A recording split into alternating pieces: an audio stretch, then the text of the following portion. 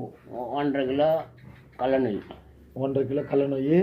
இந்த ஒரு டப்பா 1 லிட்டர் டப்பாவில் ஒன்று போடு. ஓகே. நல்லா சாப்பிடணும். இன்னும் கொஞ்சம் ஏற்றி போடு. சரி. மாடு இரும்பு மாதிரி ஆகிடும். ஒரு எல்தாடு சொன்னீங்களா? அது போட 1/2 கிலோ போடு. 1/2 கிலோ எல்தாடு, ஒரு டப்பா கடல நெய், அப்புறம் இது கடல நெய் 1 கிலோ போடு. 1 கிலோ கடல நெய். ஆமாம். சும்மா தாள் தான் வைக்கணும். நீ ஆண்டாள் அந்த பால் கறக்கிற மாதிரி வச்சுன்னா மண் குடல் கட்டிவிடும்.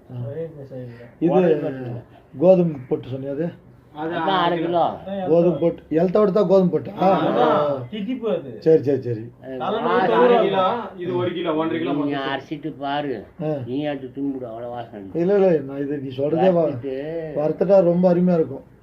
நீயே துணிப்பிடுவ. இப்போ இது எல்லாத்தையும் வறுத்துட்டு தான் போய் மிஷினில் உடச்சுன்னு வரணும். ரவை மாதிரி வடிக்கணும். ரவை மாதிரி வடிக்கணும். சரிண்ணா. 3 மணிக்கு தொட்டி வைக்கணும். மத்தியானம் டைம் ஊற வைக்கணுமா இல்லை அப்படியே